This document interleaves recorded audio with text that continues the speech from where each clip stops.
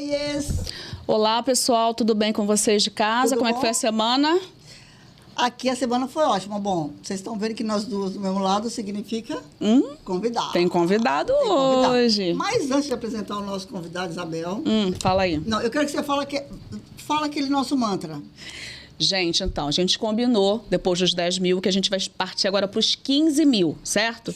Então tem que entrar lá no YouTube, se inscrever, curtir, comentar, compartilhar, colocar no grupo dos amigos, da família, da faculdade, todos os grupos que vocês tiverem.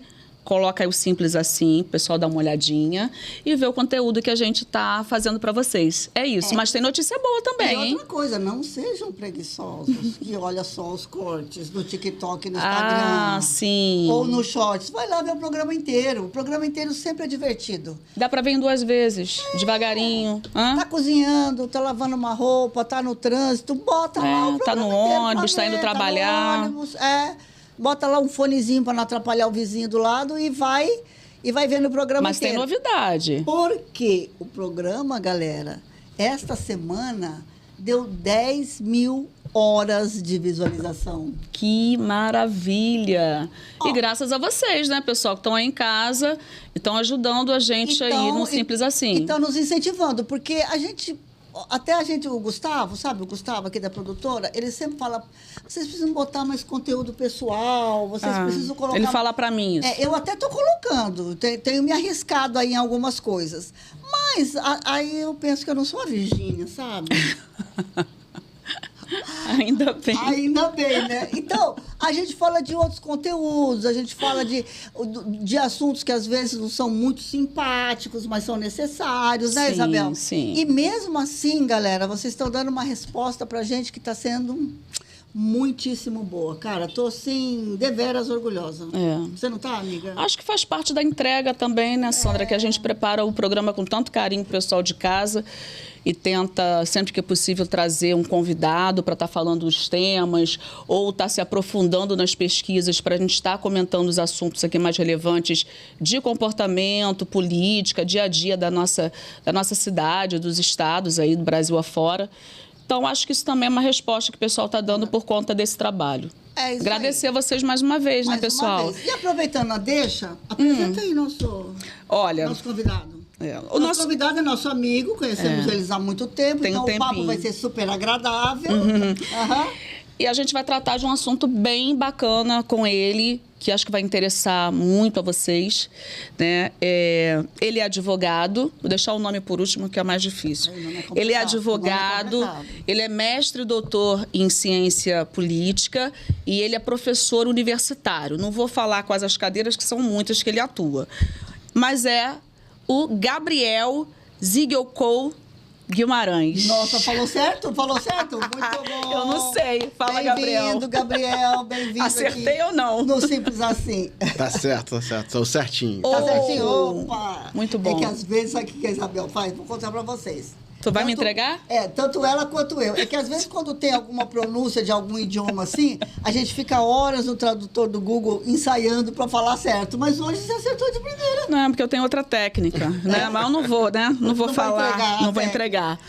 E aí, mas, Gabriel, seja bem-vindo aqui no Simples Assim. Obrigada por ter aceitado o nosso convite. Eu que agradeço o convite de vocês. Uma oportunidade de falar de assuntos que são interessantes de falar. Assim, às vezes a gente pesquisa e tem uma forma, e o canal de vocês é uma boa forma da gente levar esse tema para as pessoas. Gabriel está sendo modesto, né, que além de amigo da gente ter trabalhado há tempo, Gabriel é meu professor também na universidade. Então está sendo modesto porque ele saca tudo dessa área aí. E a Isabel só traz os professores. Eu acho que ela, todo final de semestre, ela convida um professor. Não, eu tô bem nessa matéria. Pode parar com isso. Cauã, chama a vinhetinha aí pra gente poder começar o programa.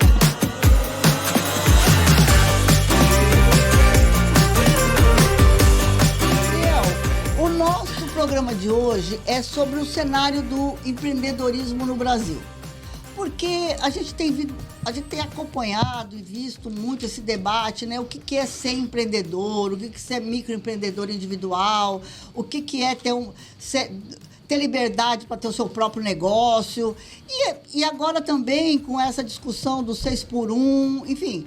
O que é que a gente pode falar, que você pode falar para a gente sobre o que é o empreendedorismo hoje no Brasil? Qual que é Por que todo mundo agora quer ter seu próprio negócio?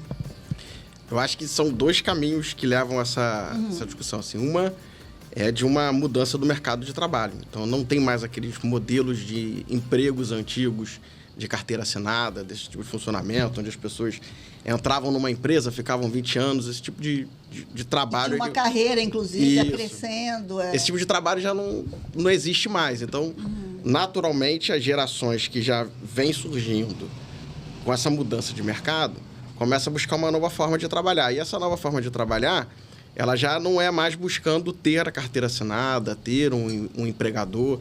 As pessoas começam a buscar uma coisa de ser dono do próprio negócio ou da própria atividade. Isso tem a ver também com os desejos, com as vontades, porque as pessoas começam a imaginar que querem ganhar o mundo. Então, querem ter dinheiro para viajar, comprar carros, casas. E aí idealizam que serem empregados não vão conseguir fazer isso, serem empreendedores eles vão conseguir fazer isso. Tem uma parte da literatura, por exemplo, quando a gente pesquisa, que ela diz assim, o empreendedor é aquele que sai do tradicional, né? Então, você tem as empresas tradicionais, por exemplo, uma padaria, é um modelo de negócio tradicional, que é repetido em vários lugares. Então, tem uma literatura que diz assim, quando você tem um tipo de negócio que não segue o tradicional, isso que te coloca ali mais como um empreendedor. Então, isso também atrai um pouco as pessoas, porque elas vêm de uma geração que já não tem os empregos tradicionais e também buscam negócios que já não são tradicionais. Aí você tem hoje, por exemplo, startups, fintechs, novos modelos de negócio que o direito já regulariza, já faz isso tudo, que abre outras possibilidades. Então, por exemplo, uma startup. As pessoas abrem uma startup com uma ideia, transformam aquela ideia num negócio e muitos pegam esse negócio e vendem para uma empresa maior e daqui a pouco partem para construir outra startup, ou seja, uma rotatividade, uma dinâmica de trabalho diferente. Isso atrai muito, principalmente uma geração que não estava acostumada com carteira assinada a querer fazer de outra forma. E o empreender se torna uma coisa que as pessoas querem mais do que serem empregados de uma empresa tradicional, por exemplo. Agora, Gabriel, a gente está vendo nesse mercado do empreendedorismo, né? A gente falou no geral o que é isso, por que isso está acontecendo, e a gente está assistindo uma entrada cada vez maior de mulheres entrando nisso daí. Né? As mulheres estão assumindo, assim, grande parte, assim, também não querem ficar para trás, também não têm essa manutenção desse emprego formal e vão para esse lado do empreendedorismo. É fácil estar nesse lugar, nesse espaço de ser empreendedor no Brasil? Então, a facilidade, ela não existe de uma maneira tão óbvia. Por quê? Né? Assim, qualquer tipo de negócio, seja ele tradicional ou um empreendimento novo, ele tem um risco, que é uma coisa que no Brasil a gente fala pouco. Né? Você abrir o teu negócio ou você investir num negócio seu, você tem que assumir um risco. E, na verdade, isso muitas vezes não é colocado para as pessoas, ou quando é colocado, elas desanimam. Né? A legislação no Brasil ela evolui tentando diminuir os riscos para você abrir o seu negócio. Mas você acha que as pessoas vão o quê? Vão na cara e na coragem? Vou abrir um negócio agora. Não, então, historicamente, no Brasil, as pessoas abriam poucos negócios porque tinha muito risco. Com o tempo, o risco vai diminuindo, a lei vai abrindo possibilidades, incentivos, as pessoas vão se entusiasmando para ir. Mas esse entusiasmo, ele precisa de um empurrão. Aí é um problema do Brasil, né? O Brasil tem um capitalismo muito tardio. A gente tem uma industrialização que até hoje ainda não é uma realidade. Se você pegar o cenário mundial, nós estamos muito longe de ser um país industrializado.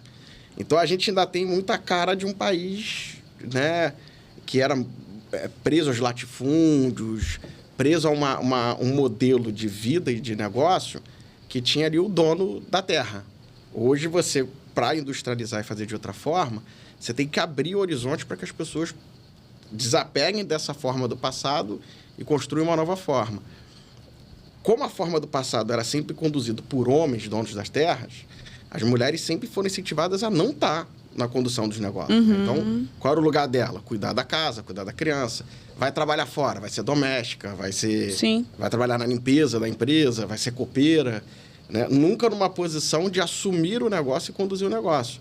Então, isso é uma mudança histórica também no Brasil, de um país que foi escravocrata, que viveu dos latifundiários e que não industrializou. E que ainda reflete agora, em 2024. Reflete porque a gente, em 1930, na ditadura do Getúlio Vargas, que o Brasil vai falar de industrializar.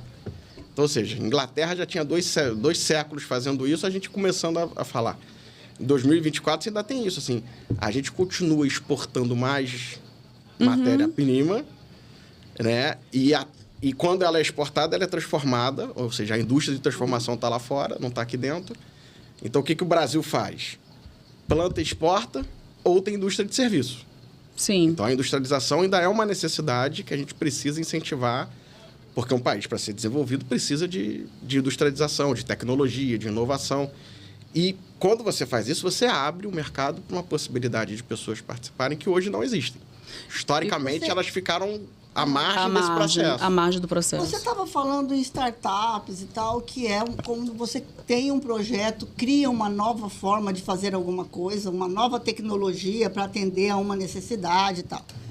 Mas existe também aquele empreendedorismo que é a vida real das pessoas, né? Porque uma startup, vamos colocar, me corrija se eu estiver errado, já é um patamar elevado. Mas agora tem aquela, a Isabel falou das mulheres, né?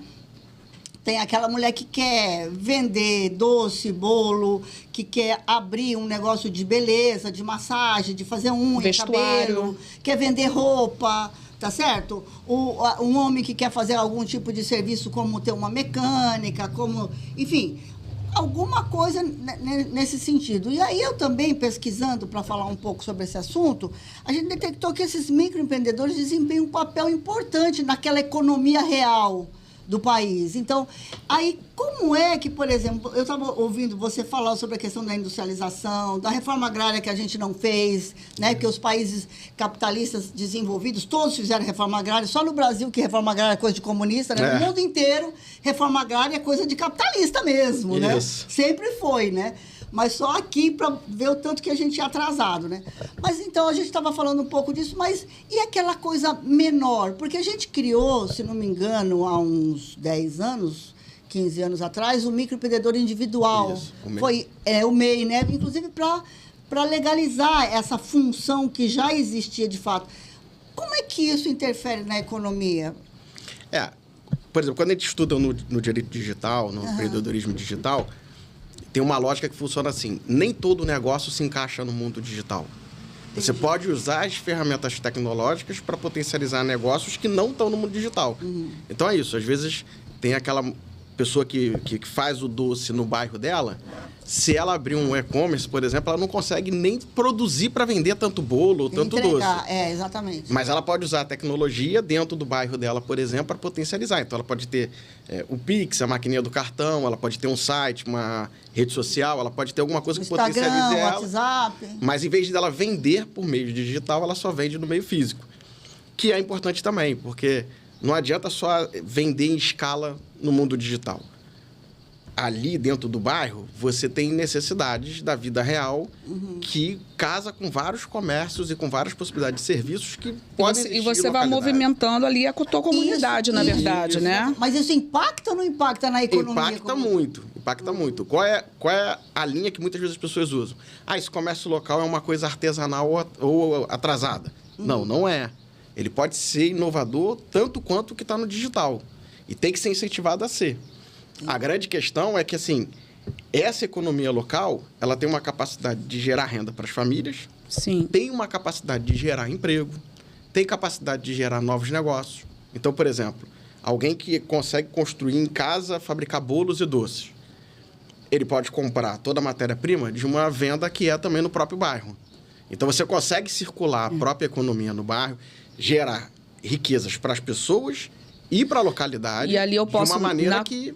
Nessa comunidade também eu posso contratar uma pessoa para fazer a entrega, né? Então, eu já estou dando emprego para alguém, já estou pagando alguém para esse serviço. E muitas vezes é alguém que está ali, que conhece a localidade, que vai se dar muito bem na facilidade de trabalhar daquela forma ali com você, mais do que você contratar alguém de longe. Então, você consegue gerar, por exemplo, desenvolvimento local com essa possibilidade.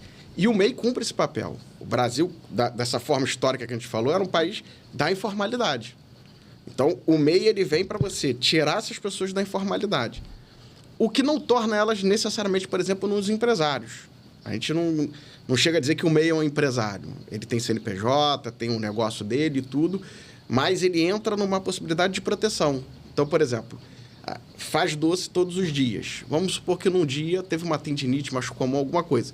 Vai ficar uma semana sem conseguir... Ele vai acabar suprindo esse papel do trabalho formal. Isso, porque esse MEI vai estar formalizado e dentro da Previdência. Então, ele vai receber benefício de auxílio-doença, coisa toda. Então, o MEI, ele tira da informalidade e passa a fazer com que aquele empreendedor individual que está ali construindo o projeto dele tenha garantias. Então, por exemplo, por tempo de serviço, ele consegue se aposentar, ele consegue ter proteções em auxílio-doença. A mulher então, por isso que tá essa coisa do MEI cresceu tanto assim no Brasil? Ah, com certeza. Por conta disso. O MEI é isso, assim. A mudança do trabalho tradicional, a possibilidade das pessoas poderem investir num projeto próprio, num sonho próprio, e tornando isso protegido legalmente, ou seja, tendo garantias de direito, vai levando as pessoas... E a pessoa consegue, inclusive, contratar outros serviços de maneira menos custosa, né? Por exemplo, um plano de saúde, se você faz... Por um mês sai mais em conta, tem uns benefícios, né? Você pode contratar uma pessoa ou duas, Você pode contratar uma pessoa sendo MEI. Sendo MEI. Mas, por exemplo, se você botar o plano de saúde, você bota sua família inteira. Pois é. Entendi. E com preço muito mais baixinho. Que aí entra como se fosse um plano empresarial. Aí vai muito. Então, o MEI ajudou a facilitar um pouco também a burocracia de abrir um negócio? Ah, muita coisa. Muita coisa.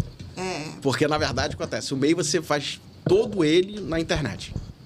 Você entra no site, já sai com o CNPJ, já sai até com conta bancária já de um banco, já fica tudo arrumado para você fazer.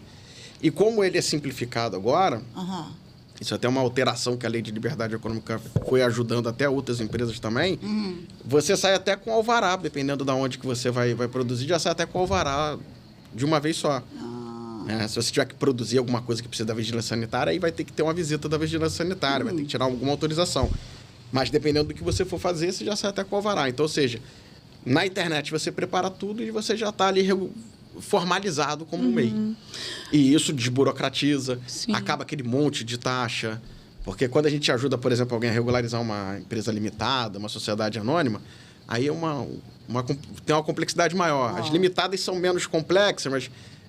registrar na junta comercial, aí tem que pagar as taxas, e aí tem taxa de alvará, licenças, gera um pouco mais de custo. O MEI não, o MEI consegue.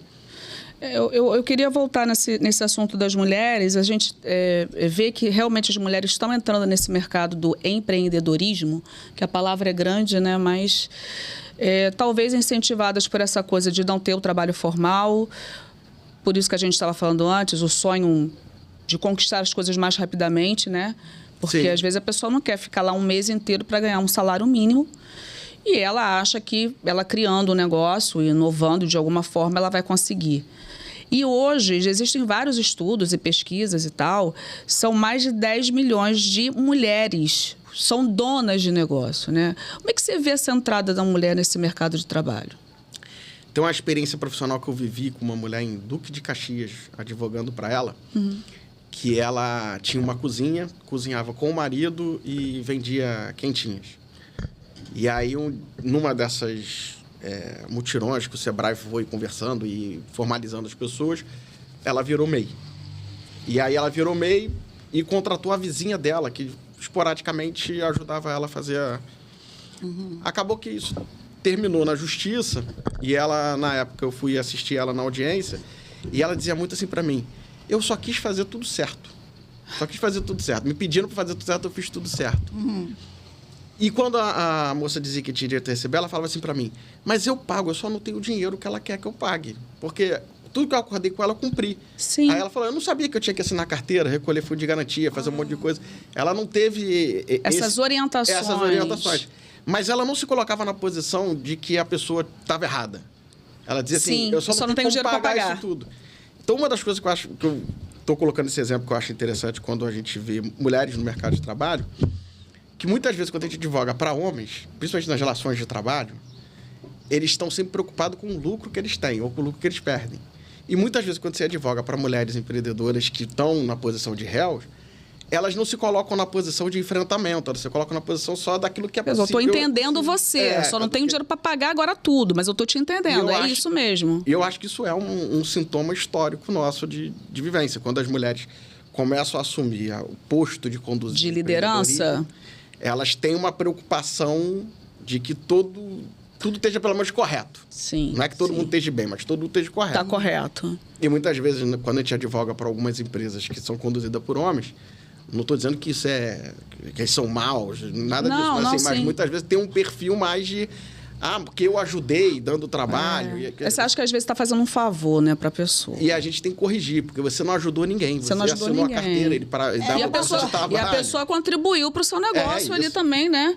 A pessoa está lá... Ninguém ajudou ninguém. A relação é profissional. Tua força de trabalho lá. A força de trabalho, você paga a força de trabalho. Ajuda, né? A questão é... Mas essa coisa da mulher é histórica mesmo, porque a mulher tem essa coisa de querer cuidar de todo mundo, né? Aí eu acho que isso pode refletir nesse exemplo, por exemplo, que você está dando. Quando dá para ser tinhosa, né? Sai de perto. Mas voltando aqui uma coisa. Essa coisa do empreendedorismo tem um debate muito que acontece sempre. Passa meses e meses, aí volta à tona esse mesmo debate, sempre, geralmente, quando acontece algum acidente. Todo mundo quer ser empreendedor, todo mundo quer cuidar do seu próprio negócio, todo mundo quer ter seu próprio horário e tal. E aí, E a modernidade trouxe muita coisa nova nas relações de trabalho. E aí eu quero entrar num assunto polêmico, que é a questão do Uber, do iFood, dos aplicativos. Um motorista de Uber e um entregador do iFood, por exemplo, ele é um empreendedor? Ele é dono do seu próprio negócio? Como que é isso? A gente pode pensar de duas formas também. O Uber é um aplicativo, o iFood é um aplicativo. Então, eles são negócios. São inovações, são aplicativos, eles estão no mundo digital, tem os escritórios lá com as pessoas, mas eles são aplicativos que se realizam para facilitar relações. Então, o Uber ele é uma relação de que você quer pegar um transporte e alguém está com um carro disponível para te dar o transporte. Só que o negócio é da Uber. Então, é ele que define o preço, ele que define a regra, ele que define um monte de coisa. Ele que define as taxas. Tem a liberdade do motorista de Uber que ele pode não aceitar a corrida ou naquele dia nem ligar o aplicativo. Então, dá uma sensação de que ele é dono do próprio negócio dele. Que ele faz o horário dele, ele trabalha a hora que ele quer. Mas toda vez que ele decide fazer o horário dele, ele segue as regras da Uber para poder fazer o trabalho dele. Então, é uma discussão ainda que vai sempre trazer outras questões juntas, como as trabalhistas. Mas tem essa controvérsia de esse cara é o dono do negócio dele ou ele não é? Tem muita discussão. Existem decisões que chegam, às vezes, até nos tribunais superiores, do TST, o Tribunal Superior do Trabalho, por exemplo, às vezes chega nele lá algumas decisões de segunda instância que criam um vínculo do motorista, de relação de emprego do motorista com a Uber, e aí a Uber recorre para dizer que ela só é um aplicativo, que ela não tem relação de emprego. Mas a discussão é essa, assim, na hora que ele vai usar o serviço do Uber, ele se submete às regras do Uber. Tem uma relação de subordinação aí. Tem uma certa relação de subordinação. Porque, assim, você não precisa de nada. Basta você ter um carro, uma carteira. De nada não, né? Não, precisa de muita coisa. Não precisa de botar currículo, não precisa concorrer numa disputa de seleção. Sim. Você não precisa de uma série de coisas. Você tem lá um carro, uma carteira de motorista e dinheiro para botar gasolina. Mas aí... Tem uma regra do empreendedorismo que é o seguinte: como o empreendedor, ou você chamar de empresário, como for, ele tem que ter um plano de negócios.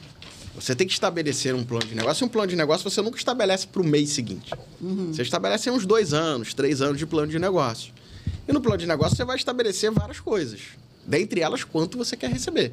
Já que você vai ser dono do próprio negócio... Então, eu acho que eles não são, não. Quanto que eu quero receber? E aí, de quanto eu quero receber, eu vou calcular. Então, vou investir no negócio com o meu carro.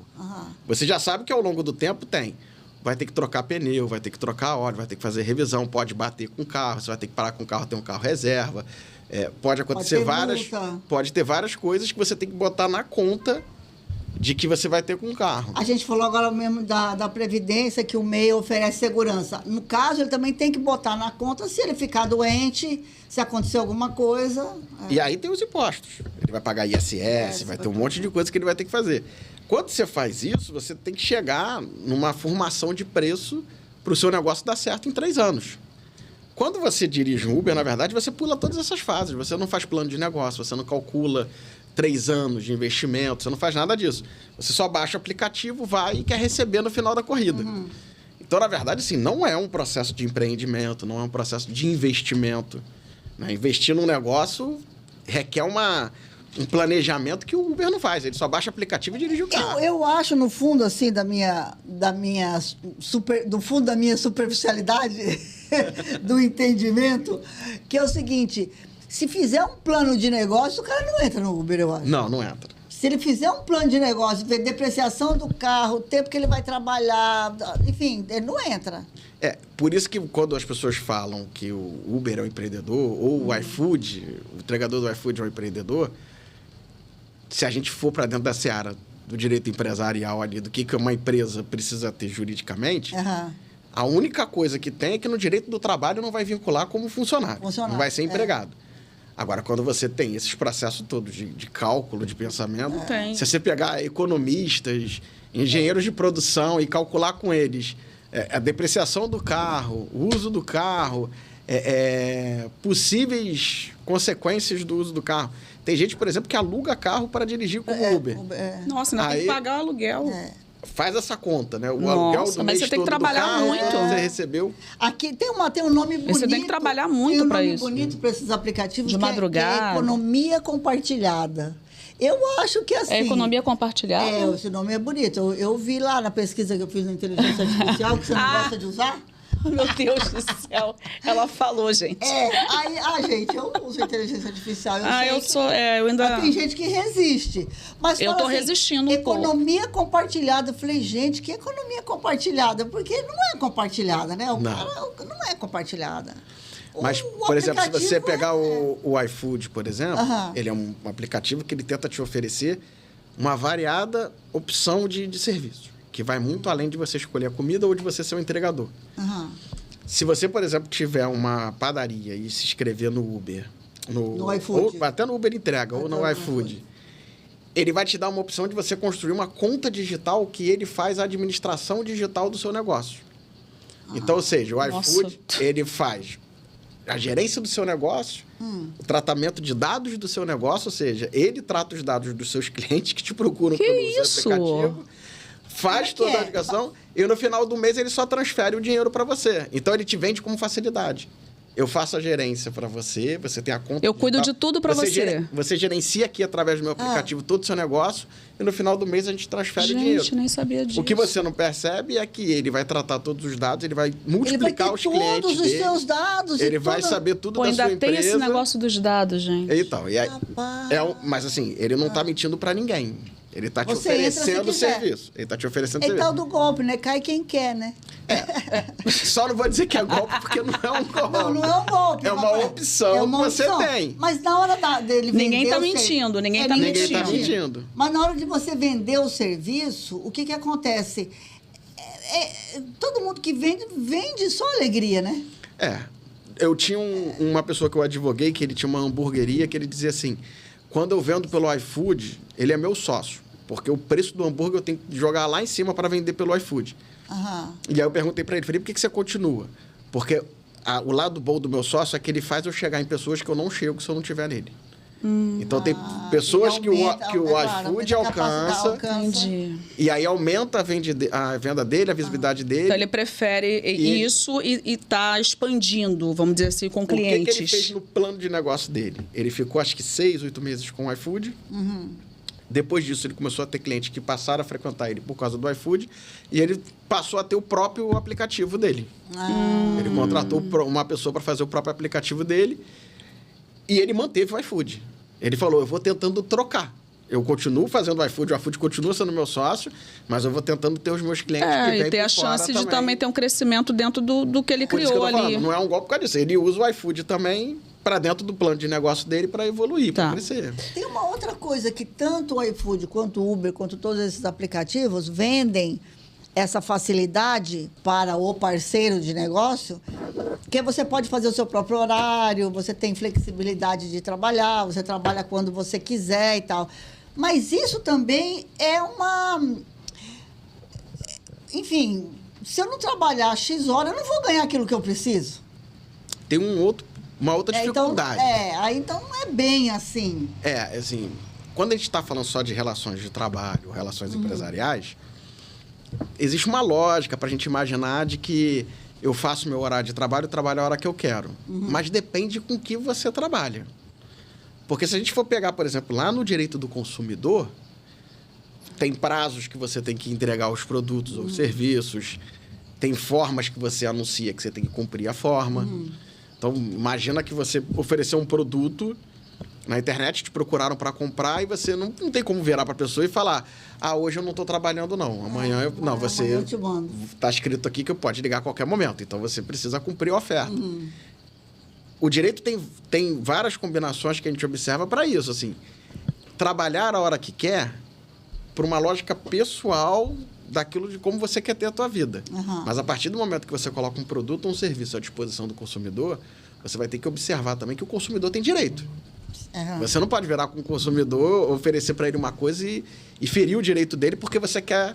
Então, até para você trabalhar a hora que você quer, você vai ter que fazer um plano de negócio de que horas você não trabalha ou que horas você trabalha, porque no mundo do empreendedorismo, muitas vezes se diz isso. O empreendedor, às vezes, trabalha muito mais do que as 8 horas diárias. Com certeza.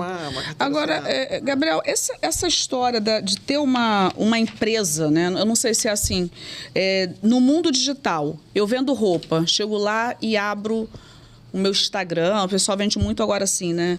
É mais democrático? Foge de uma empresa tradicional ou não? Existem regras também como uma empresa tradicional? Tem regras também, mas é só um novo tipo de negócio. Então, assim, o próprio Código de Defesa do Consumidor já tem lá desde a década de 90. Se comprou fora do ambiente, tem 7 dias, por exemplo, para arrependimento. Então, se você abre uma loja e não quer ter ela fisicamente, eu tenho a loja dentro de casa, e a minha loja, ela tem até CNPJ, mas ela funciona através das redes sociais, do Instagram, do LinkedIn, sei lá, WhatsApp, da onde você quiser ir colocar a sua loja, você pode, ela pode ser toda digital, não tem problema nenhum. O que você tem que adequar no ambiente digital, você tem que observar como funcionam as regras do e-commerce, as regras de prazo, as regras daquilo que você faz.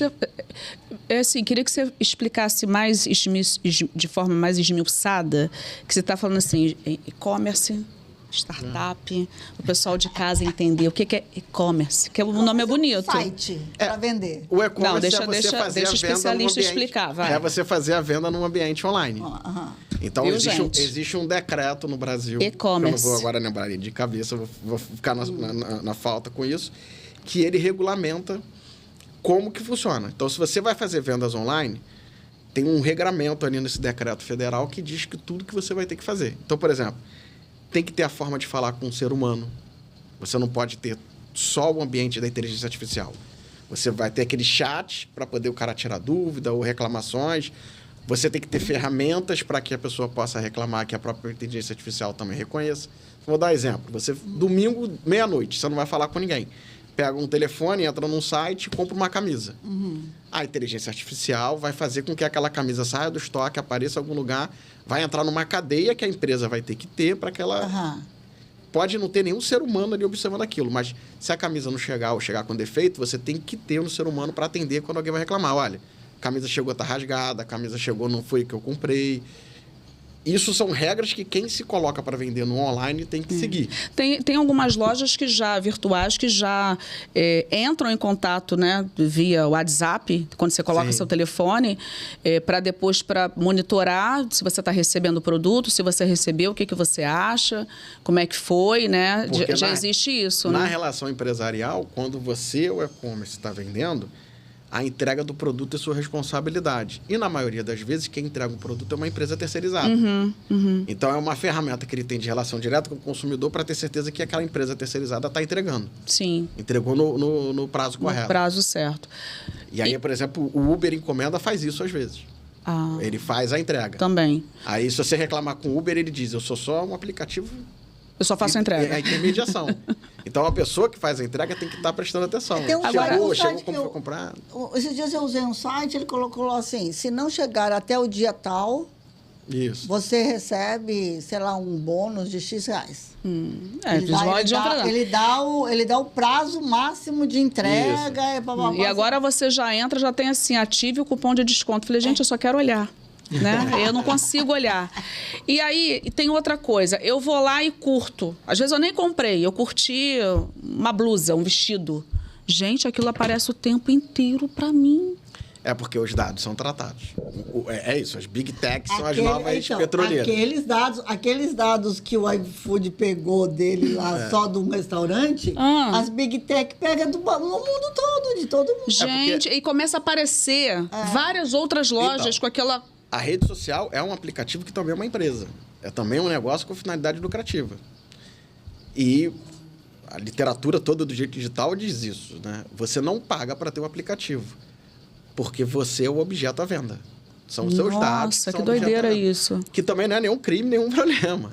Não, é a regra do jogo. Tudo bem. Então, por exemplo, se você monta uma loja dentro do Instagram, na verdade são duas empresas. É a sua empresa e o Instagram. E o Instagram. Então, ele está tratando os dados que você está tendo, está tratando os dados de quem está curtindo a sua página. Agora, ele já percebe que a pessoa ele já curtiu vê várias vezes, ou seja, gostou desse tipo de produto. Aí ele vai botando outras lojas. É a hora que ele cria, que as Big Techs criam as bolhas das pessoas.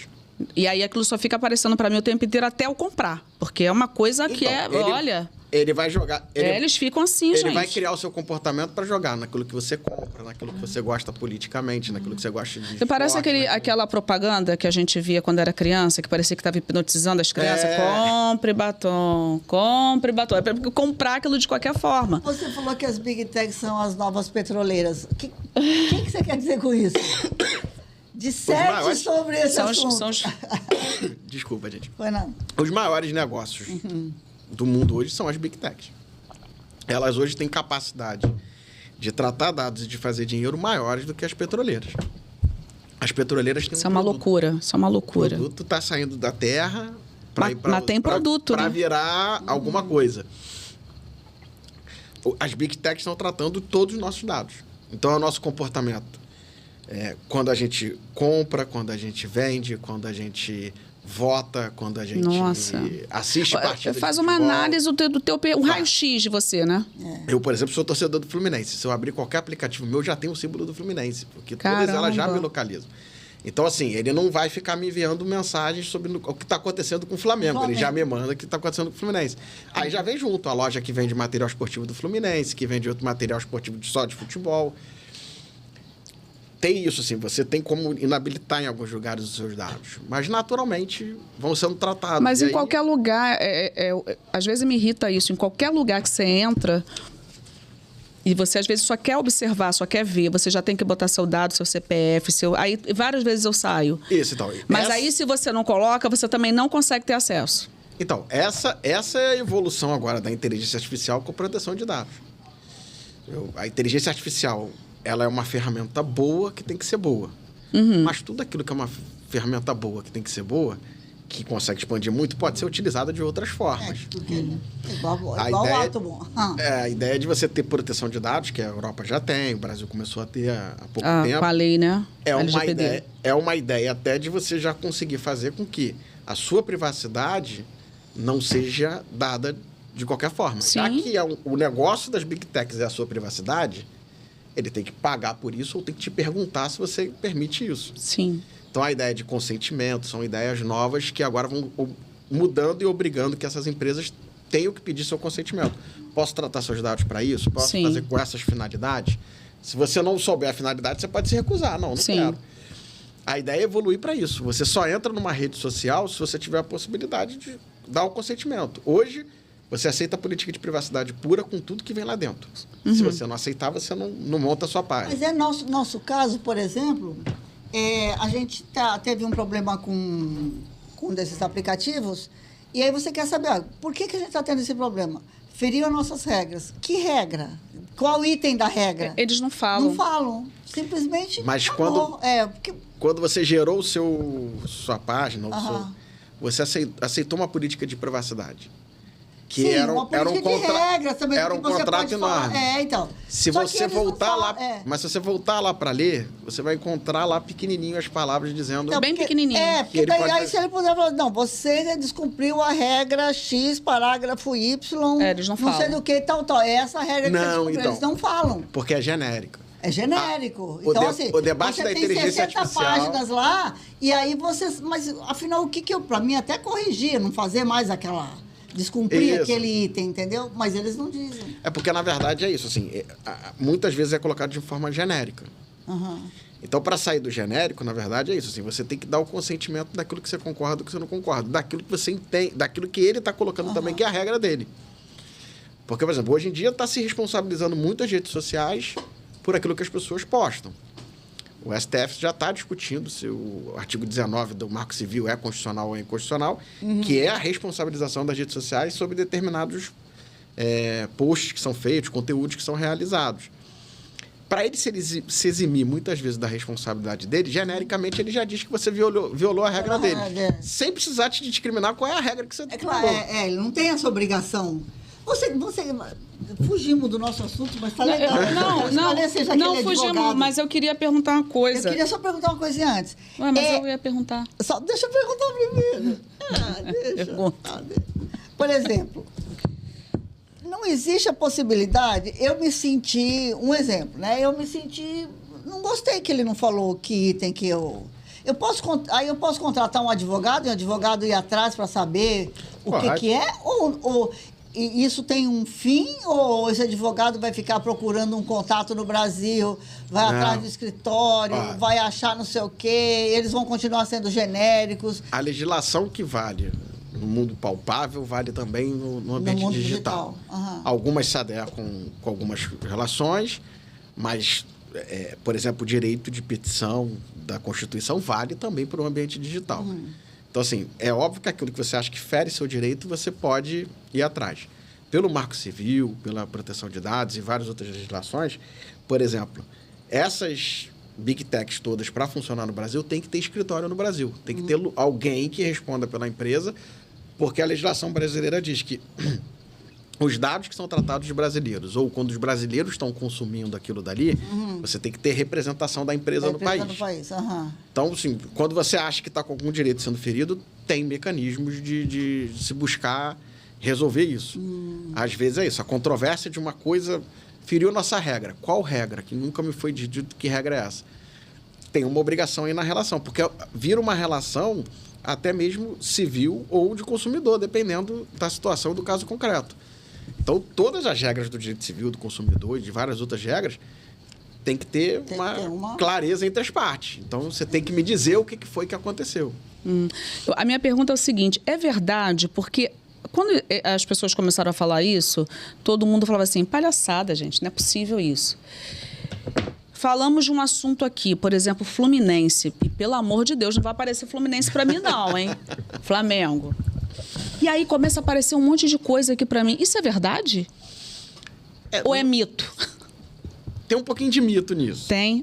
Mas explica. Tem gente que acha, né? Não, mas as Big Techs estão ouvindo a gente. Estão ouvindo? Meu Deus, não pode ter que esconder o telefone para falar? O que é isso, gente? Isso eu sempre defendo que é mito. A gente teria que ter uma quantidade enorme de pessoas com fone de ouvido para ouvir tanta gente falando. Mas como é que a gente explica? Tem umas coisas assim. A inteligência artificial.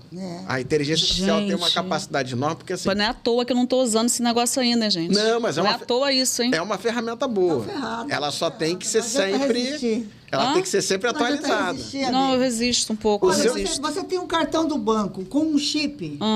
Tem. Não, já tirei até a aproximação que eu tenho medo. Então, você tem um cartão do banco com um chip, pronto, acabou a sua vida, já você pode ser rastreado em qualquer lugar. O meu celular e o celular de vocês aqui deve ter em média assim, de 60, 70 aplicativos. Todos esses aplicativos têm softwares, às vezes tem mais de um software para ficar captando dados. Então, todas as ações que você faz... Mas captar dado não é para captar o que eu estou falando, gente. Não, mas ele, por exemplo, assim, o momento que você está dormindo, o celular não está em funcionamento. Aí tem software tratando isso para saber a hora que você está dormindo. A hora que você está Olha, isso parece um negócio de espionagem. Quando você manda uma mensagem, por exemplo... Eu tenho medo dessas coisas, hein? Isso é uma invasão de privacidade. Isso é um absurdo. Qual é o principal produto que todos esses softwares das Big Tech estão fazendo? estão pegando a sua privacidade. Não parece um filme de espionagem, esse negócio que a gente está vivendo? Mas é um negócio. Aí por isso que é assim, como é um negócio, você tem Teoria da conspiração. Não, então, a única regra, até mesmo de empreendimento de negócio se você dá a sua privacidade, ou você tem que dar o consentimento para isso, ou isso tem que ser remunerado. Porque se ele está usando a sua privacidade para que outras empresas ganhem dinheiro, então ele tem que te remunerar. Ele tem que te dar uma parte mas só eles estão ganhando dinheiro, que eu não estou ganhando nada. Essa é a discussão. Essa é a discussão. A inteligência artificial é uma boa ferramenta. Essa pergunta é a discussão, inclusive... Ela tem que ser para todo mundo. Isso que é a discussão é que, por exemplo... Meu pai, eu tô chocada, o governo quer estabelecer certas regras e tal, e todo mundo diz que é impor censura. Não, mas Mas aí que está o sintoma do Brasil num país... às vezes muito agrário e atrasado. Conservador demais, né? Porque, na verdade, é isso. Assim, aí é igual a reforma agrária, é um desejo dos capitalistas. Né? Não, aqui não. Aqui é diferente. O mundo capitalista entende que se você pega a tecnologia e todo mundo está na tecnologia, você tem que fazer todo mundo ser remunerado por aquilo. Inclusive, se você abre mão da sua privacidade, você ser remunerado por aquilo. Exatamente. Aqui a gente tem uma história de escravocrata. Você dá a sua privacidade porque alguém é superior a você. E porque alguém vai ganhar dinheiro em cima de você. Por merecimento, inclusive. E quando a gente quer regular isso, é uma guerra. A resposta é essa, assim, ninguém merece ter a minha privacidade, só eu. Então, se quer usar a minha privacidade para ganhar dinheiro, então pelo menos me remunera. Gente, isso é para mim é bem assustador. O que algumas empresas fazem? Aperte aqui e ganhe o bônus para ter o desconto. Para dizer que, de alguma forma, a sua privacidade foi... paga. Foi paga. Foi paga. Tem brinde, tem um monte de coisa. Imagina, tem... Que situação. Deixa eu só perguntar uma coisa. Voltando aqui à questão do empreendedorismo, o seguinte... Eu sei que você é advogado, não é sociólogo, mas... Não, ele também é. Ele está nessa área aí. Tá nessa área. Ciência política também. Ciência política. Então pronto. Tá achando que... Uma questão geracional, por exemplo. Uma questão geracional. A minha filha, a geração da minha filha e do meu neto, não quer saber de ser empregado. Eles querem saber de ter um tempo para fazer tal coisa, também que se trabalhar meia-noite, mas no outro dia de manhã vai sair fazer alguma coisa. Mas era o certo, né? Entendeu? Era o certo, a gente ter tempo de fazer as coisas. Fazer as coisas que eu digo assim, trabalhar 8 horas por dia, ter 1 hora de almoço, sair às 5 horas da tarde, pegar um ônibus 2 horas, chegar em casa. Não quer saber dessa vida, tá certo? É muito formal. É muito formal, muito, entendeu? Estudar de noite, trabalhar 8 horas por dia, estudar de noite, chegar em casa meia-noite, dormir, acordar no outro dia cedo. Ninguém quer saber dessa vida. Essa vida era legal na minha geração, a gente fazia isso porque isso era... Então, aí hoje você pensava em se aposentar, Sandra. Hoje o pessoal nem sabe se vai se aposentar. Então, assim, é uma questão do avanço, né? A nossa sociedade avançou para isso, não ter formalidade, não ter 13º, não ter fundo de garantia, não ter aposentadoria, não ter nada, mas ter uma vida mais tranquila, com menos exigência e com, enfim... Porque como é que isso se deu? Mas aí tem uma questão que... a gente tem que pensar junto com isso. Uma coisa eu não quero cumprir 8 horas de trabalho, não quero pegar ônibus, eu quero fazer as coisas do meu jeito, A pergunta agora é o contrário, mas sem fazer nada disso. Você está viajando para onde você quer, você está indo para a praia, você está almoçando o que você quer almoçar, porque às vezes é isso, não quero estar formalizado, não quero fazer isso, porque eu quero fazer tudo do meu jeito. E você está fazendo tudo do seu jeito? Está adiantando? Não, eu só estou no mundo... Não é muito nem no direito nem na ciência política, mas a gente estuda muito isso, mas é lá dentro da psicologia, de outros lugares, até da psiquiatria, que é a quantidade de pessoas que vão se frustrando também. Porque é isso, assim. Tem um estudo do Sebrae que diz isso. Uma empresa, para dar certo, ela tem que durar 2 anos, pelo menos. Então, você começa ela... Porque 2 anos é um investimento mínimo que você vai fazer. 2 anos para começar a dar certo? Para começar a dar certo. Você bota dinheiro, bota dinheiro, a empresa vai dar retorno mensalmente. Mas que você pagou o negócio e ele começou a te dar retorno, demora uns 2 anos. Às vezes 3 anos, dependendo do negócio, 5 anos. Então tem um tempo que você vai trabalhar para recuperar o que você investiu. Então, até para você ser empresário, dono do seu negócio, e você chegar num patamar que você possa se dar determinados luxos, você vai ter que cumprir determinados ritos ali que são seus. Você não tem um empregador. Mas se não der certo, é você que fica no prejuízo. Por sua conta e risco. Então, é uma questão também de ser trabalhado culturalmente. Culturalmente, A gente precisa... Talvez outros países até tenham isso um pouco melhor do que a gente. né? Eu me lembro de conversar com uma pessoa que me deu aula no mestrado, que era da Alemanha, que ele trabalhou 3, 4 anos seguidos sem tirar férias. Eu perguntei, mas como é que é isso? Ele falou, não, mas depois que eu trabalhei tanto, eu estou 1 ano... Ele estava 1 ano no Brasil dando aula e a esposa dele era brasileira. Mas ele fez o quê? Juntou um dinheirinho, gente? Ele ganhou muito dinheiro trabalhando 4 anos direto. Só que é uma outra perspectiva, uma outra realidade. Sim, sim. Uma outra realidade. Por quê? Depois que ele fica 1 ano viajando, fazendo as coisas todas, gastando o dinheiro dele, quando ele voltar para o país dele, tem emprego para ele trabalhar de novo 3, 4 anos. Sim, entendi. A pergunta que a gente tem que ter no Brasil é, se você não trabalha ou você pede demissão, você tem que ir para uma fila para poder ter emprego de novo. Vai para o final da fila. Né? Ah, não, você é empreendedor. Ser empreendedor também tem esforço, também tem necessidade. Quando a gente falou do plano de negócio, você tem que ter um cronograma seu ali de trabalho, de vivência, de investimento, até para ter retorno. Que é isso, se você abriu um negócio, esse negócio estourou e você ganhou muito dinheiro, talvez chegue um dia que você vai dizer assim, bem, agora eu vou deixar o pessoal cuidando do meu negócio, vou viajar 6 meses. Mas até você chegar nessa etapa, tem uma etapa longa no caminho para dar certo. O que, às vezes, na mentalidade a gente tem, e no Brasil, com essa coisa de esses reality shows e tal, é querer ter o crescimento espontâneo. Muita facilidade. Eu quero um dia aparecer, estourar, ganhar muito dinheiro, ganhar 1 milhão. E a partir daí viver minha vida de luxo. Isso é mais ou menos que entrar na loteria e jogar na Mega Sena. Ganhou na Mega Sena? Vai curtir o dinheiro que você ganhou. Mas não é a realidade de todo mundo. Por isso que todo mundo hoje quer ser também influencer, né? Que é outra coisa, né? Em tese, seria um caminho mais fácil de ganhar dinheiro. Mas o mundo dos influencers também se organiza com o CNPJ, tem assessoria, cumpre agenda, tem que ter alguém para responder. O influencer produção de conteúdo. O influencer não pode chegar e ficar, vou ficar 1 mês fora. Não, ele é apagado, alguém aparece no lugar dele.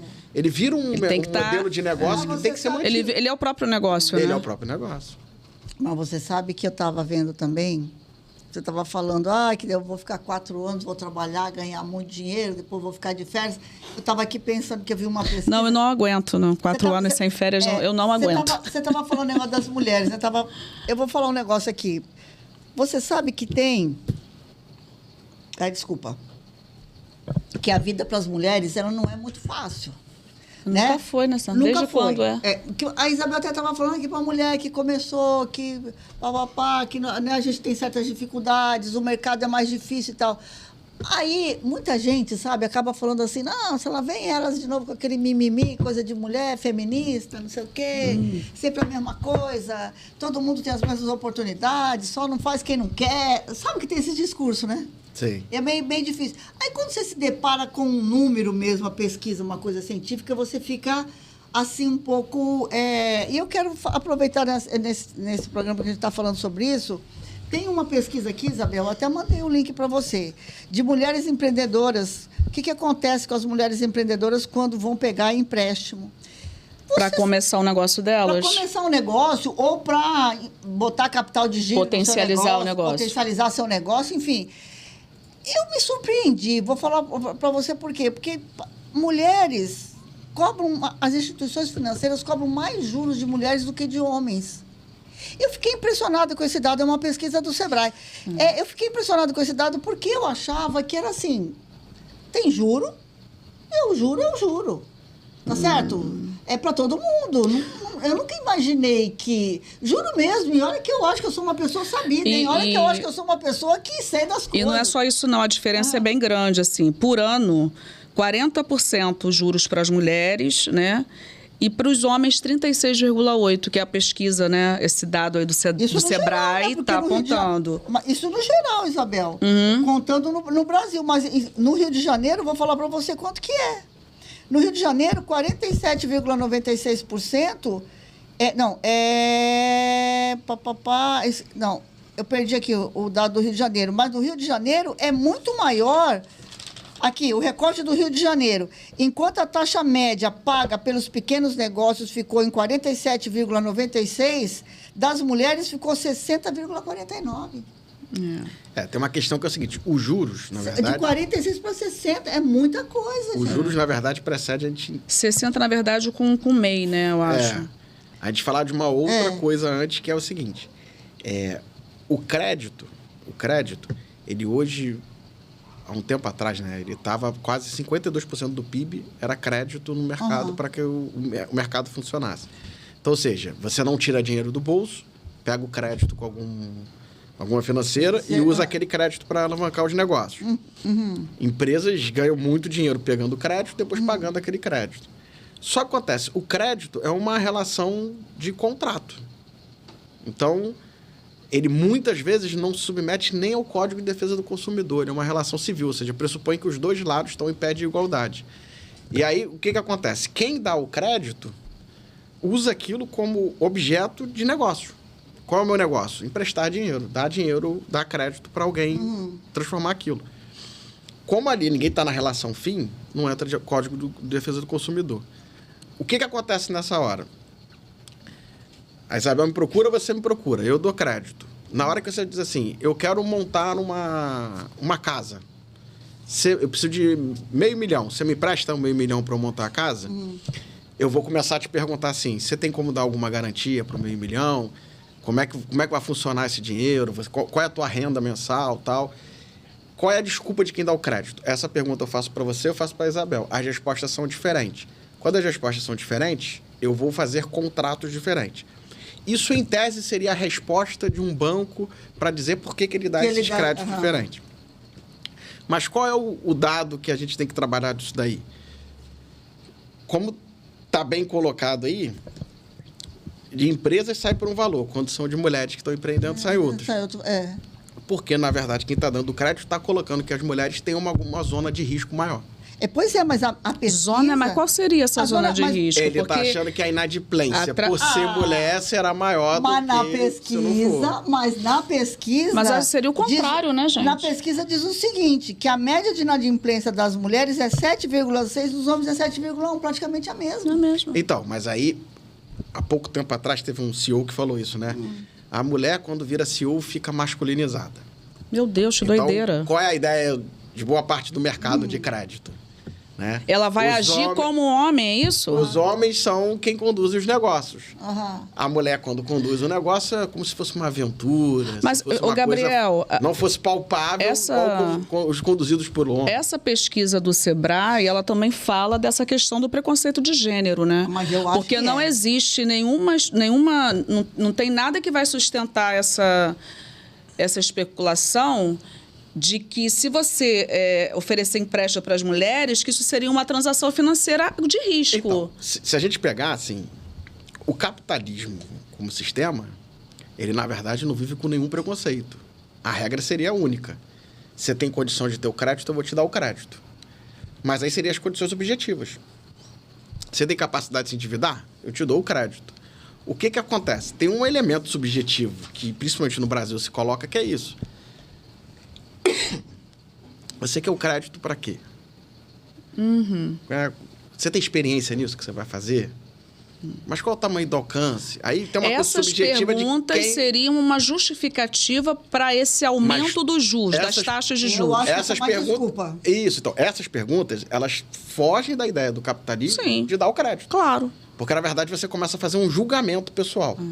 E aí entra o preconceito de gênero. É o preconceito de gênero. Porque aí você começa a presumir de que uma mulher não tem tino para os negócios. E não vai conseguir honrar, cumprir seus compromissos financeiros. O plano de negócio dela não vai dar certo, ela não vai conseguir pagar e vai ter inadimplência. E se for um homem? Não, o homem tem mais tino para o negócio. Enquanto a gente vê aí milhares de mulheres conduzindo seus negócios e inclusive... sustentando a família com seus negócios. Eu quero falar vamos voltar lá no histórico do Brasil. No histórico do Brasil, a gente demorou a chegar em 2014 para ter uma mulher presidente. É verdade. Tudo difícil. A gente passa longe. Então, assim, você tem, por exemplo, a Luiza, da Magazine Luiza. Ela vira sempre um símbolo. Sim. Porque até agora não surgiu uma outra CEO de uma empresa compatível. São sempre homens. São sempre homens. E toda vez que entra uma mulher, vai ficar masculinizado. Isso, na verdade, atrapalha até a ideia de um país que quer industrializar e ser capitalista. Claro. Ele joga contra. E atrapalha o avanço, a economia inclusiva, atrapalha tudo, né? se você quiser ser só pragmático, você atrapalha a concorrência. Sim. Porque se você vai pagar mais caro no crédito, o preço do seu produto, do seu serviço vai ser mais caro do que o meu. Era isso que eu queria falar. Porque, por exemplo, isso me parece meio burro. É, totalmente. Não me parece meio burro isso? É, Porque, totalmente. assim, não tem uma lógica. A única lógica, Isabel, é que você falou, é do preconceito, que inclusive aqui na matéria do Sebrae fala isso, que a gente só consegue identificar, depois de fazer toda uma análise, que é o machismo. Imagina o seguinte, Por quê? um bairro de periferia, por exemplo. Tem uma loja lá que vende bebidas, comidas, né? Vende um monte de coisa. E é conduzido por um homem. Vamos supor que uma mulher queira abrir um do lado. A primeira coisa que vai se pensar é, mas a mulher vai vender bebidas?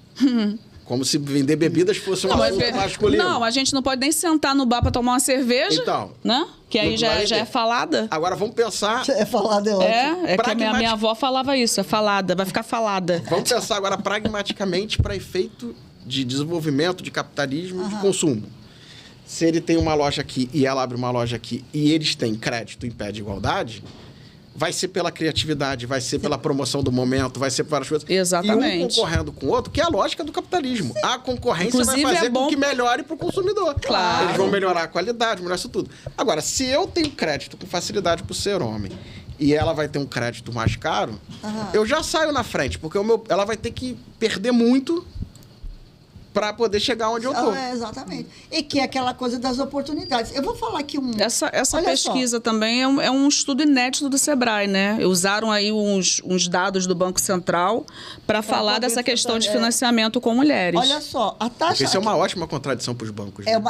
Pois é, os bancos Nós estamos financiando o desenvolvimento. Como assim? De um gênero, né? De um gênero. De um gênero. O outro gênero não pode participar. O outro, mais uma vez, Olha fica de lado. Dados. A taxa média de juros ao ano para o pequeno negócio. Para mulheres, 40%. Para os homens, 36%.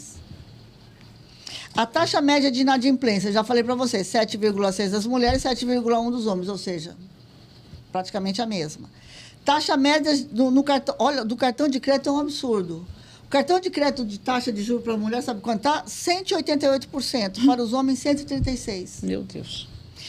Crédito concebido nos pequenos negócios, 29% para as mulheres, 71% para os homens. Ou seja, o crédito concedido para os pequenos negócios foi 29% para as mulheres e 71% para os homens. Então, mas vou te dar um exemplo prático dentro de casa. Eu sou casado em regime parcial de bens. Então, tudo aquilo que veio depois do casamento se comunica. Sim. Eu recebo crédito, a minha esposa não. A garantia real que eu tenho é a mesma dela. Porque os imóveis que a gente tem, os móveis que a gente tem, a gente obrigatoriamente, pelo regime de casamento, pertence a mim e a ela. Sim. Pela mesma proporção. Sim, a mesma proporção. O que vocês Mas se eu entrar no banco... Você tem crédito. Eu tenho crédito. E normalmente o crédito dela é sempre muito mais baixo. A gente até repara isso, porque às vezes vai conversar, de comprar alguma coisa, vai no nome de quem? Aí às vezes até ela mesma já bota no nome dele, porque se botar no meu vai ter dificuldade de crédito. Nossa. E aí... É isso, sim. Qual é a garantia real para me executar? A mesma que é para executar ela. São os mesmos bens. Bom, eu acho que essa pesquisa aí do Sebrae deve servir de base para as instituições bancárias estarem atentas a isso também, né? E isso vem casado com políticas agora que estão estimulando. Porque aí todo mundo reclama, o governo não pode participar do mercado. Mas se o governo não faz políticas para incentivar, e alguns lugares já estão fazendo isso, de créditos voltados para as mulheres, para que elas possam competir no mercado. E é engraçado que existem políticas públicas também para incentivar esse empreendedorismo com as mulheres, porque a maioria delas, inclusive, chefiam suas famílias, né? É a mulher que toma conta da família, que está à frente. E na hora que você tem que pegar um crédito para você colocar em prática aquilo que você aprendeu num curso que foi ministrado pelo governo, você não consegue, né? Então, alguma coisa ali não está encaixando. Tem um outro preconceito que acompanha aí, né? Porque é isso. A mulher tem filhos e cuida dos filhos. Então, ela não tem tanto tempo para se dedicar ao trabalho. Mas é que ela faz as jornadas duplas, triplas e quádruplas. Mas aí o capitalismo traz esse... Entendeu? O capitalismo traz essa contração de outra forma. Porque a mulher tem os filhos e Porque o homem vai lá e ele vai cuidar do negócio. A mulher vai cuidar do negócio, vai cuidar da casa, vai cuidar do filho, vai cuidar do avô, do pai, de quem está doente dentro de casa. Imagina como a gente está falando das Big Techs. A mulher vai ter que cuidar dos filhos da casa, não consegue se dedicar aos negócios. Mas na hora que você abre o negócio, você quer que a mulher e os filhos dela consumam. Então, é isso, assim, a mulher não é para ter filho? Claro que é, porque senão quem consome seu produto? Ela tem que fazer o filho. Não, só falta Mas isso, já que né? você fez o filho, você vai cuidar do filho desde que um homem cuida do negócio. Meu Deus do E aí você céu. cria um ciclo onde eu acho que você tá assim, sempre excluindo a mulher. Haja Pix, né? Nesse Pra ficar em aspecto- casa, haja Pix. Alguém vai dar? Nesse aspecto, eu acho que realmente as instituições financeiras, enfim, eu acho tudo bem Não, bom. eu acho que é interessante as pessoas ficarem atentas na pesquisa, aí, que é uma pesquisa Inclusive, inédita do Isabel, Sebrae. o Sebrae e se ligar nisso daí. Tem uma página dentro do site do Sebrae, que é o Sebrae Delas. É muito legal. Eu também fui Bacana, lá, cliquei lá para dar uma bacana. olhada. Eles têm, ali indica tudo, Botar na orienta. descrição. A Raquel bota na descrição para nós. Muito legal. É o Sebrae Delas. Eles orientam tudo o que fazer, como fazer, organizar negócios, falam desses assuntos. E também, me parece que o Sebrae está em convênio com um programa federal, do governo federal, que chama Acredita, Sim. conversando já com algumas instituições financeiras para acabar com isso. Né? Já é um bom caminho. Já tem um trabalho realizado nesse sentido, aquilo que você falou. Ninguém gosta que o governo se mete nas coisas, tem que deixar o livre mercado se ajustar. Mas se o Estado não se preocupar para entrar e tirar essas incongruências, acho que até uma palavra até bonita, né? Mas É importante mesmo, não está estatizando nenhum banco, nem relação Não, econômica. não. Você só está incentivando uma coisa que vai melhorar a economia. Exatamente. Porque, assim, se mais mulheres tiverem condições de investir e produzir, o mercado aquece mais, a produção Claro. aumenta Sabe mais. o que eu acho engraçado? Agora eu vou fazer uma brincadeira aqui. O que eu acho engraçado é o seguinte: a esquerda, né, que todo mundo fala, a esquerda, os comunistas, não sei o quê, vai acabar com isso. Olha, os governos do Lula foram os que mais incentivaram o consumo. Não é não? É isso. Que mais fizeram a população consumir, gastar, o dinheiro girar, o capitalismo se fortalecer, a indústria brasileira se fortalecer. Parece até uma piada, né?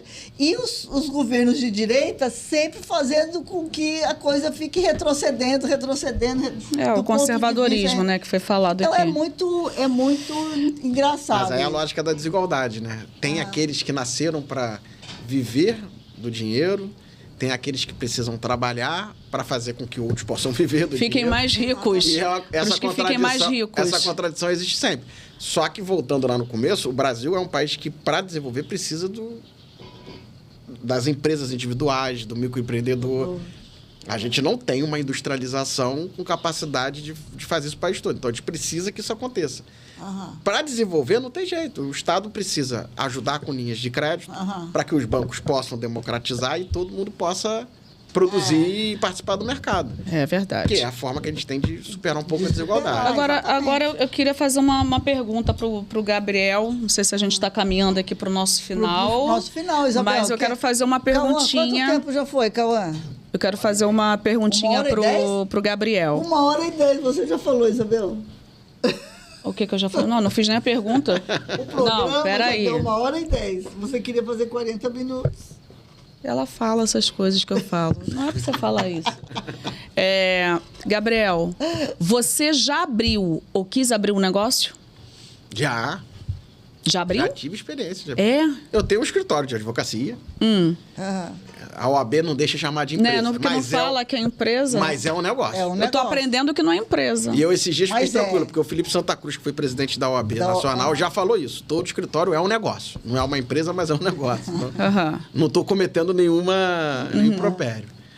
Mas já fiz, me aventurei de fazer. Eu tenho outros CNPJs. Já fiz, por exemplo, com a minha esposa, empreendimento de fazer comida pronta para entregar, então lanches, essas coisas todas. Já vivi essas experiências.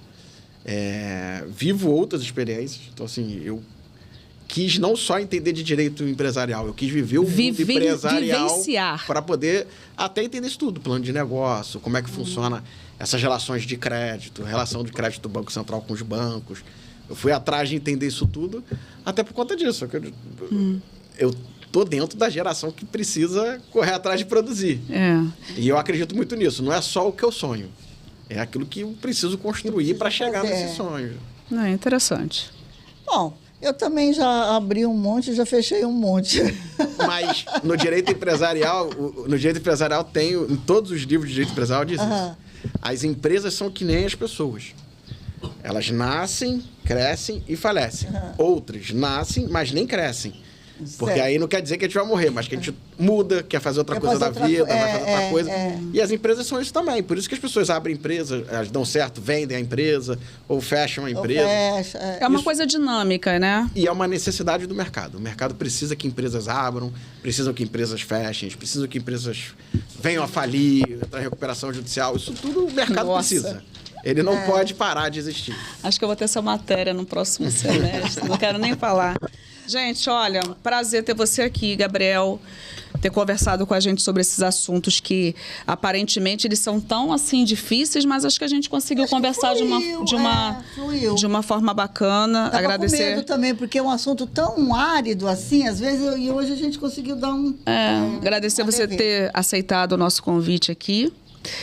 E deixar você já preparado para outros convites. A Isabel te falou que você tem que escolher uma música para o nosso canal no Spotify? Nós temos uma playlist no Spotify. Cadê a música? Do John Lennon. Você escolheu? Tá ali. Tá ali. Ele vai pegar a cola. Colar aqui o nome. Off Me, do John Lennon. Já anota aí, Raquel, pra gente colocar na nossa playlist e vai estar lá no Spotify para vocês, tá bom? Gente, foi muito bom o nosso programa, também gostei muito, Isabel. Achei que a gente desenvolveu o tema legal. Estava com medo, porque é um assunto que a gente fala muito superficialmente e tal, e aí sempre comete alguns erros, né? Lembrando, então, que das meninas que seguem a gente aqui, não se esqueçam, entra lá no Sebrae delas, e pega lá todas as informações que vocês precisam para abrir o seu negócio, ou para melhorar o seu negócio, ou para impulsionar o seu negócio, seja lá o que for, mas vai fazer alguma coisa diferente no seu empreendimento, procura lá, porque vocês vão encontrar informações bem legais lá. E nós aqui vamos continuar, gostei muito. Olha só, a gente se conhece há tanto tempo, né? Nunca tivemos um papo tão bom assim, né? Sempre no trabalho, sempre vocês na correria. aproveitem também para assistir o Simples Assim, com todas essas dicas aí que o Gabriel deu, né? São super valiosas. E mandar para todo mundo que vocês conhecem. Manda para todo mundo aí. Acessa o YouTube. Como é que é? Curte, comenta e compartilha nos grupos aí. E a nossa meta é chegar a 15 mil, lembra, né, gente? Estamos com 12 mil e lá vai pedrar já quase 13. Vamos falar dos patrocinadores rapidinho? Já estou até esquecendo dos patrocinadores. Bota aí, Cauã. A Merinda. Kena, é só entrar na página lá da Márcia e pedir, entrega no Rio todo, né? A Márcia já está com coleção nova lá. Fulana também, hein? Fulana também, multimarcas, entrega no Brasil todo. Só entrar lá no arroba deles, Fulana Maricá. Casa Moa, um abraço para a equipe do Rogério. Rogério, estamos com saudade de você. Você precisa voltar aqui no programa, hein, Rogério? Não, senão ele vai brigar comigo, que eu quero encher o negócio até aqui. Não pode. Maltz também, um abraço para a equipe do Matheus. Tá? E olha, dizer que foi um prazer e brindar com o Gabriel. Vou botar um negocinho aqui para brindar. Que eu não minto, eu bebo aqui. O Gabriel já acabou até de tomar a água dele, que ele vai brindar com o quê? Gente, Gabriel. Professor. Gabriel, ele não quis, eu vou falar, porque ele vai ter que dar aula. Não é pra mim hoje, mas ele vai dar aula. Ainda bem, porque senão você foi assistir depois de ter tomado aqui um... Não, hoje eu vou só fazer meus trabalhos. Vazio, Gabriel, não tem jeito. Um brinde. Gabriel, muito obrigada. Super obrigada, tá bom? Eu que agradeço. Obrigado vocês. Beijo, valeu, gente.